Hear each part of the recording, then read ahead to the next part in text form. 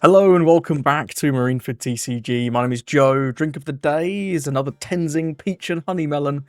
And over the past week or so, we've started getting the reveals from OP14. And it turns out that the leaders that were leaked through that weird English custom card image are actually all real. And some of the support that we've already got, even though we mostly only have common and uncommon cards, I think is already worth discussing a little bit. Starting off with Law, he's had 3 cards revealed so far. Starting off with the 2 characters, we've got this small Shachi Penguin 221k. When attacking, if he has 5,000 power, you get to give something -2.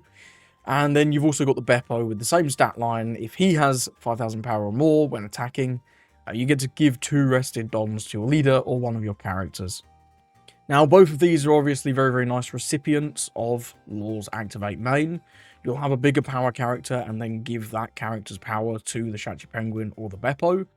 And in that respect, they're both pretty good. Nice and cheap at just 2 costs with decent when attackings.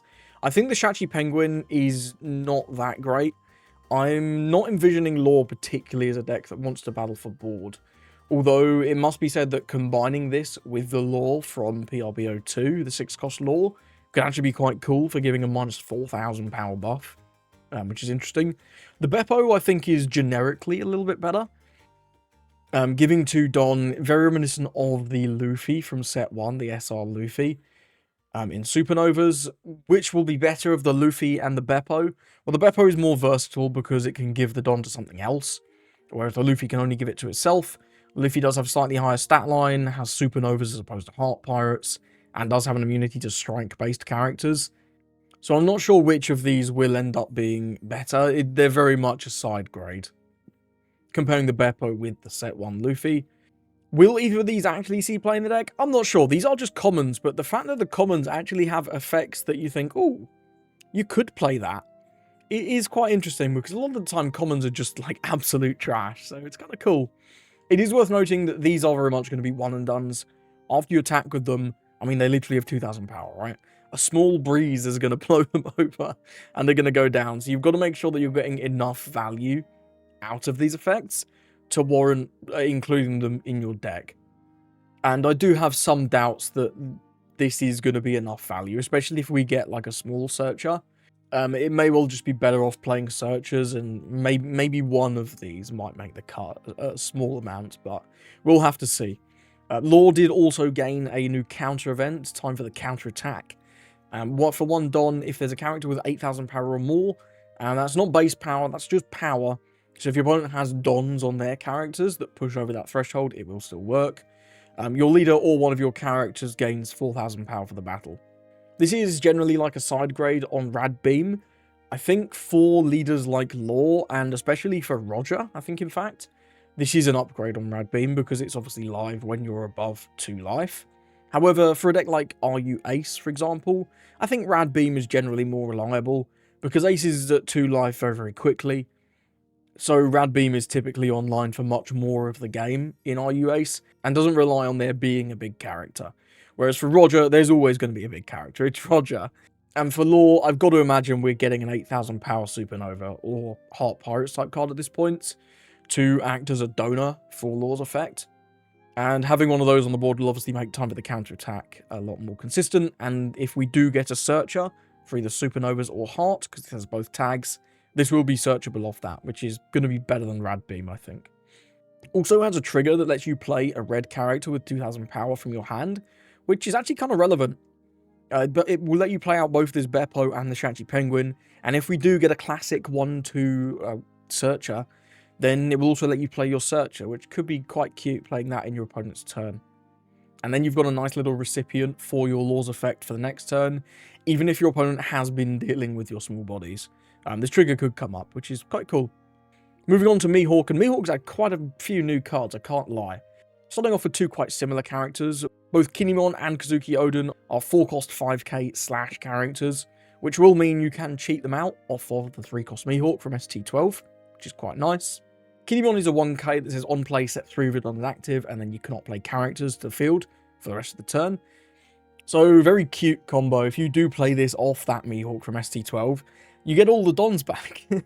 This is effectively a free play. What are you going to do with the rest of the 4 dons? Well, you're not going to play characters, but, I mean, you could just swing 9 with your leader, I guess, or 8 if you're on 3 dons specifically, which is kind of cool. Also has the on KO to rest one of your opponent's cards, which isn't that impactful, but it will mean that your opponent has to be careful in which order they attack the Kinemon, lest you just let it go down and rest one of their dons to deny a big play, or one of their characters to deny them an attack. So a decent little on KO there, nothing too crazy, but quite nice. The Odin is a 4/5 2k, and if this character is rested in your opponent's turn, it gains 2000 power, so it just kind of becomes very difficult to interact with. This will make him, I think, a very nice play off the Mihawk, because one of the problems with 3-cost Mihawk is whatever you play comes in tapped, so your opponent can just attack it and start starving you. Well, do they really want to attack a 7k Odin? Probably not. So I think this is actually a very strong target for the Mihawk, especially given that it's also a 2k, so it's fulfilling multiple roles. One other nice thing is if you don't want to attack with this on a future turn, you can use Mihawk's leader effect to rest this, because this is a card that you don't really mind resting, if you think that you'll get more value out of the extra 3 Don than the 5k swing with Odin. Both of these also land of Wano, so they will be searchable in Yamato. There's a little bit of competition in sort of these slots. In the 4-cost slash department, if you are on the Mihawk engine, this Kinemon is competing with Kikunojo. It's also competing with Basil Hawkins, who both undoubtedly have better on KOs. However, getting to restand 3 Don after you play this Mihawk, and then just put those 3 Dons on your Yamato with the double attack, that's actually very strong. So I wouldn't be surprised to see this Kinemon to see a little bit of experimentation in Yamato at least. In terms of the Odin, I think it's less exciting in Yamato. It's still an okay play. It's very much competing with the 4/5 Kinemon 2k, the one with the trigger that lets you play it out. Which will you play? Well, if you want to gamble a little bit more, the Kinemon as a trigger can be pretty good. If you want slightly better, consistent early game Mihawk plays, then you'd probably go with the Odin. And if you are on the 1-cost Otama Green Searcher engine, obviously the Odin is better, because it's green. Mihawk has also gained a couple of events with interesting costs. So both of these are hybrid events. They can also act as 3k defense for your leader, which is quite nice. We've seen how powerful that effect can be with cards like Gear 2, Dead Man's Game, and others in that vein. The main effect of the one on the left, for fun, you may rest 3 of your cards, and that'll include dons, characters, leader even, stages. And you get to KO one of your opponent's rested characters with 7,000 base power or less. Quite strange, somewhat similar to Mulgun. Obviously, Mulgun can hit active characters, and that is sort of a big downside, only be able to hit rested characters, because so far in the Mihawk deck, we don't have a brilliant way to rest like a 7,000 base power character. But if you can sort of min-max what you're resting on this, to say rest 1 Don, maybe you've got a stage that you want to rest, maybe you've just played out a character, you can rest that, then suddenly you're paying 2 Don to pop a 7k base power unit, which is obviously very efficient. As for what this is actually hitting, so it becomes a bit more tricky, right? Because if you look at the OP13 meta, well, in Emu, you're not hitting anything because it's Emu. In Ace, you can pop, I guess, like Marco or Yamato, which is okay, especially the Rush Yamato, if that becomes a bit more popular. This could be quite a nice answer to that. But once they get to their end game of playing big Nugates, this isn't really doing anything. Into Green Zoro, I think, is where this is probably the most interesting. At the moment, they're using the 6-cost blocker lore to cheat out the Tashigi, which means that the Tashigi comes in tapped. And this can actually be quite a clean answer to that tapped 5-cost Tashigi, to just remove that from the board. How important will that be in this matchup? God knows, we haven't had enough of the Mihawk support to see the full deck in action.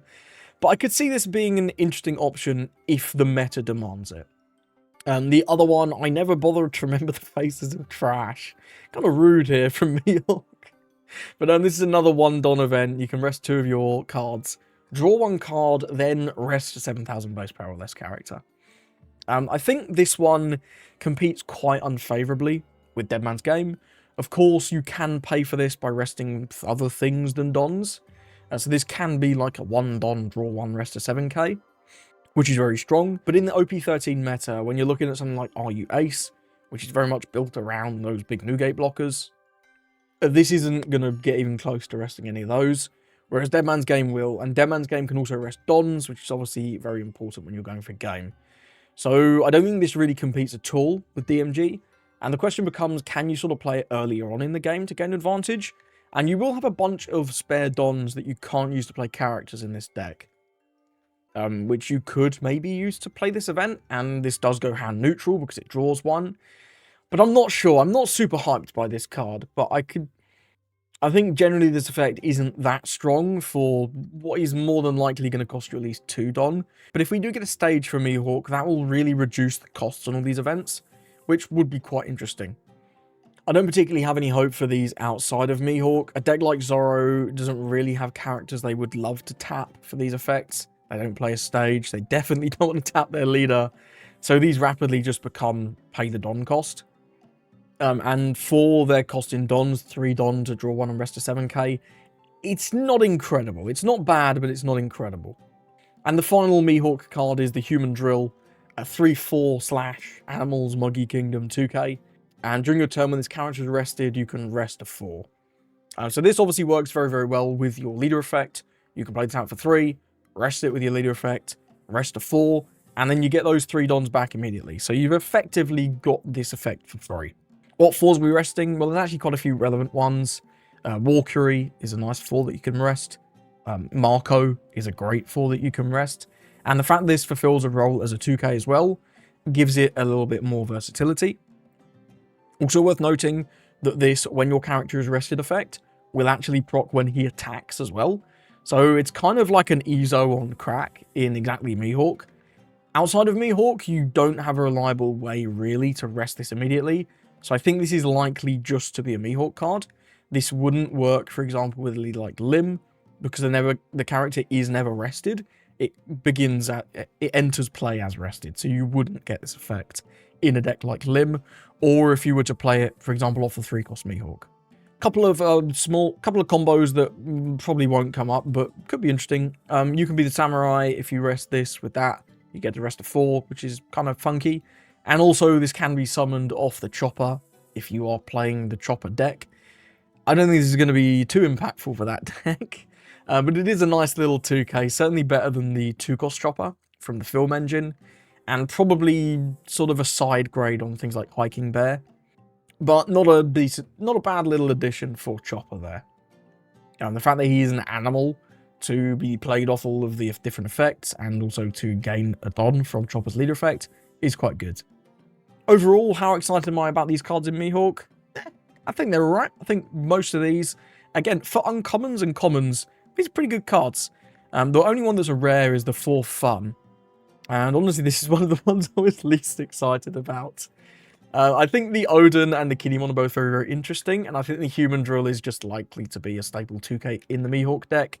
At the end of the day, it's searchable off Perona and has a pretty strong effect. So I do expect this one to see play at least.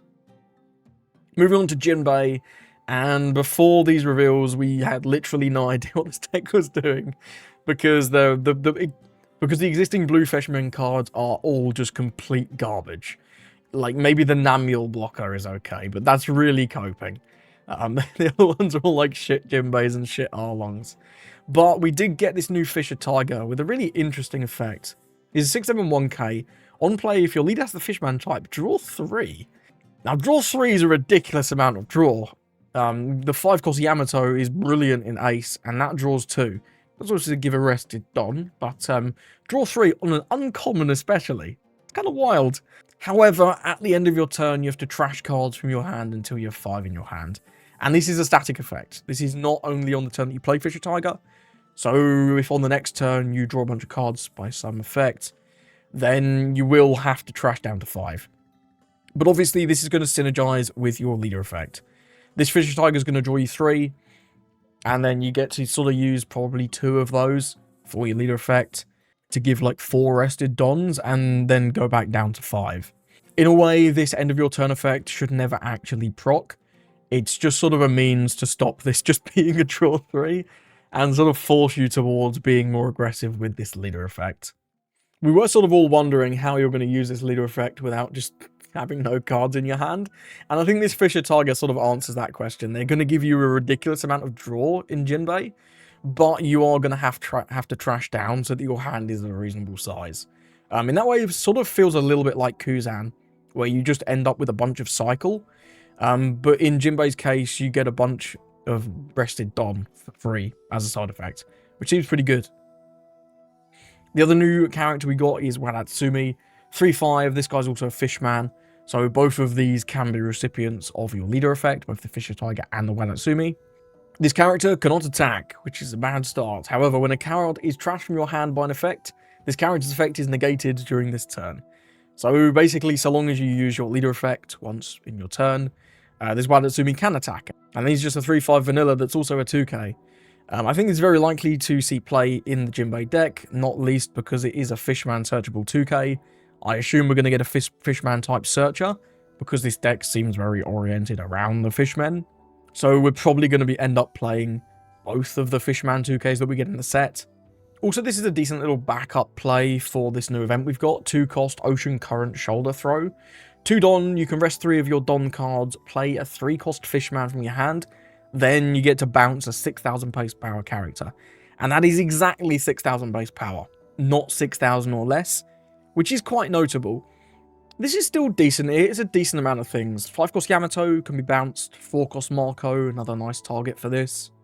In Zoro, you can bounce the Law, the 6-cost Law, which is okay. Cavendish as well. In Emu, obviously, it's not going to do anything, but it's removal. It wasn't going to do anything anyway. I think this is an okay option in Jinbe. I think we do need to see another 3-cost Fishman that is worth playing out before we commit to playing a card like this. Because 5 Don to play a 3 and then bounce some very specific targets is quite niche. Although it is worth noting that this also has a sort of weird hybrid effect. Also on counter, you can draw 1 and then buff your leader by 3k. But that does cost 2 Don. So in comparison, something like Gear 2, you pay 1 more Don, but you do get to draw a card, which is, I don't know, it's not too bad. We're really waiting on more support for Jinbe before you can properly rate how good he's going to be. But I do think the Fisher Tiger sort of gives you an eye into how this deck is going to operate. It's going to get a lot of cycle, a lot of draw, and it's going to be quite aggressive with this leader effect, which is quite exciting. Next up, we've got a couple of new cards for the Boa deck. First up, we've got this character here called Ran. She's a Kuju Pirates, and activate main once per turn.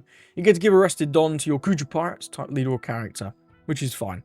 The trigger lets you play her out, which again is fine. And that's sort of my assessment of this character. It's fine. But this is a common. And if this and some of the other cards like the Fisher Tiger and the Wadatsumi are sort of the standard that the commons and uncommons are reaching in this set, that's got me pretty excited for the SRs, because those could be something special. I think this is actually likely to at least be an option in Boa Hancock, because this is like an attacker that can give you that rested Don, but also your opponent isn't going to want to take it out because of your leader's effect. If they do KO it, they take a life to their hand, which is obviously not ideal. Will this actually make the cut? It really is going to depend on what other cards we get in the archetype. But the fact that these commons are sort of cards that you're looking at thinking, that's actually pretty good. It's really interesting, because normally you look at the commons and you're like, oh, it's shit. That's shit, that's shit. And there'll be the odd one that's like, oh, that's quite strong. But honestly, most of these commons so far are pretty good. Moving on to the event, 1 cost You'll Frighten Me with a Love Heart. Warlords and Kuja, so will be searchable off the Sengoku Searcher in this deck, as well as the Grandma Neon Gloriosa. Oh, I've just noticed a typo on this. This should be active characters on this English translation. If you have 2 less life, up to 1 of your opponent's active characters cannot attack during this turn. And that does matter specifically, I think, for 9-cost Zoro. That's the only time that distinction would matter, I think. Yeah, that is, I think that is the only one where it would matter, because if they swing with the 9-cost Zoro and don't use the when attacking, you wouldn't be able to target it because it will be tapped. The other big restand is the 6-cost Luffy, and that becomes active immediately when attacking. So yeah, I think that's the only instance where the distinction would matter, but do note you can only target active characters with this. It's going to be great for defense. I mean, it literally just gets you out of a hit for 1 Don. That's really, really strong. Obviously, you've got the life stipulation, but you're only really going to want a card like this when you're pretty low on life anyway. And it's also worth noting that this is not leader locks. This is an NL card, I think. Which is kind of scary. And now leaving one Don open, suddenly you lose one attack because of their leader effect. You potentially lose one attack because of the "you'll frighten me." How many fucking attacks are you going to need to get through an L? That's quite terrifying. I'm not sure how good of a place an L's going to be in. I mean, right now he's in not a great spot. He is struggling, I think, especially with Emu. But I think this is actually a strong buff to an L. And realistically, you could play this in any yellow deck. It's one Don, just get out of any swing. That's crazy. And the existence of this card sort of also incentivizes your opponent to swing with their bigger characters first to get the immediate value, which then will force them to swing out of order, and you might draw the counter that you need to counter something else later on. So, interesting card. I think this is very, very powerful. Likely to see play in the Boa, but also I think likely to see experimentation in other decks, especially a Nell, but any other yellow deck could try this out. Also has a trigger, lets you play a character card with 6,000 power or less and a trigger from your hand. And it is worth noting with both this and the Rand's trigger, when you do play that character, remember, you get to draw a card. Moving on, there's one small combo that I actually missed last time, which I thought was quite funny. With the Nami from EBO3, if you get the Onko, if they KO this Nami, then you could play the Boa Marigold, and then the Boa Marigold can play the Boa, and then you'll draw two, because this isn't once per turn. This leader effect that lets you draw when you play a character. So you would draw for the Boa play. That's rubbish. You would draw for the Marigold play, and then you would draw for the Hancock play. Calling the Boa means absolutely nothing. They're both called fucking Boa. Anyway, but yeah, you would draw two off playing this, so you go neutral in hand, which is kind of nuts. I didn't quite notice this combo last time, so I think this Boa Marigold likely to be a mainstay of the Hancock deck. Next up, the leader I think that a lot of people are very excited for from this set is the Purple Dofi, and we're getting a couple of new cards for him, and I want to start with this Dellinger, because this card's crazy. On KO, add up to one Don card from your Don deck as rested. Then you look at the top 5 and grab a Don Quixote Pirates type card and add it to your hand. So this combined with your leader effect gets you a search, undoes the D ramp from your leader effect, and can block any size hit. That's kind of nuts, you know? I really like this card. I think this is sort of power creep on searchers. It's a searcher that also is a chump blocker. And the fact that this isn't even a rare, like most searchers we get are rares, this one's not, so that's kind of scary. This is absolutely nuts, and is also just going to be good later on in the game. If you're on sort of a 10 Don turn, maybe you play out the 8-cost Dofi, then you can also play this Dellinger alongside that, and then this will block one of your opponent's attacks, it'll give you a search, and you won't even D-ramp for the privilege. Incredible. We've got this Gladius, who I'm a little bit more mixed on. 3/4 1k Don Quixote, on KO Don -1. You can KO or rest an opponent's character with 6,000 base power or less. It's nice that they added rest, so this card isn't giga useless into Emu, and also can be used to sort of bypass annoying on KOs, things like the 4-cost Marco, of course. However, Don -2 effectively, because you're going to use Don -1 from your leader to target into Gladius, and then Don -1 from Gladius is on KO. That's quite expensive. That's a lot of Don to minus. Obviously, when you're at 10, it's going to matter less. But when you're at 10, this effect is going to matter less. So, swings and roundabouts. Finally, we've got Everwhite, which is basically type swapped Gear 2. It's locked to Don Quixote Pirates instead of being blue. We saw how good Gear 2 was in UP Luffy. So I expect Everwhite will be good in Doflamingo. I don't think it'll be as good because there's a couple of reasons that Gear 2 specifically works well with that deck. Firstly, UP Luffy just relies on ramp more than probably any other leader. Will Dofi play like that? We don't know yet. If he does, this will obviously increase in value. But it's also worth noting that UP Luffy needed a critical mass of those Straw Hat cards to search off the leader effect, and loves leaving Dons open anyway. For Gum Gum Giant. If Dofi doesn't get his own sort of version of Gum Gum Giant, then you're going to be less incentivized to leave Dons open. But I think the fact that this is ramp, that's also good later on, will probably just make this a staple in the deck. Next up, Crocodile, and he's only had one new card, Ground Death, which is a fire name. There's no way that's making it to English, I assume. Anyway, one Don event, activate main, you can rest 2 of your Don, negate the effects of one of your opponent's characters with a cost of 5 or less during this turn. Now, in Crocodile, That's not actually locked to a 5 or less, because his leader effect gives something -10. So this can negate whatever the hell you like. You can negate a 10-cost Nugate blocker, if you want. And it also has counter if you have 10 or more cards in the trash, one of your leader or characters gains 4,000 for the battle. If you are playing Crocodile, you're going to get to this 10 very fast. A lot of the cards that we've seen so far have trashing effects, and his leader effect has trash built in. So this seems like a more live Rad Beam with another effect, which it's just power creep, right? This just seems like power creep on Rad Beam, which is kind of crazy. Also, I think worth noting this has a lot of potential in Emu. Emu is another deck that, as you well know, gets to 10 in trash extremely quickly, so we'll be able to use this counter effect, and that's just a 4k for whatever you like. But they can also make use of the main effect to negate a blocker when Emu's going for game. For example, they can negate the Marco blocker to stop your opponent blocking with it and drawing cards, and in the mirror, you can negate a War Curie to, again, stop, block, and draw a card. 3 Don to negate like a potential block and draw is definitely worth it, and I would not be surprised to see experimentation in Emu, and maybe even other black decks if they do come back into the meta.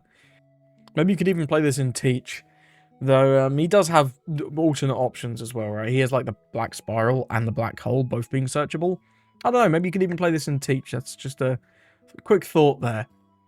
And finally, I think my favourite leader of the set so far, at least in terms of just his leader effect, Moria. It's gained a 1-cost Searcher event. Top 3, grab a Thriller Bark, mill the rest.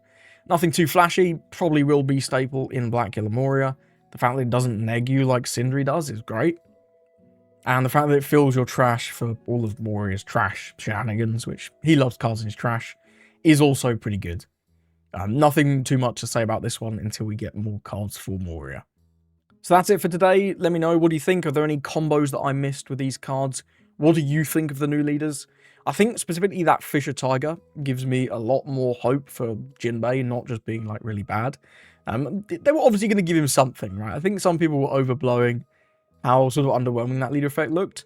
And if they give him more cards like this, and you've got to bear in mind again, these are pretty much all uncommons and commons. If the uncommons and commons have effects this powerful, what are the rares and SRs going to do? That's something that we're just going to have to look forward to. Thank you for watching, and I hope you have a lovely rest of your day.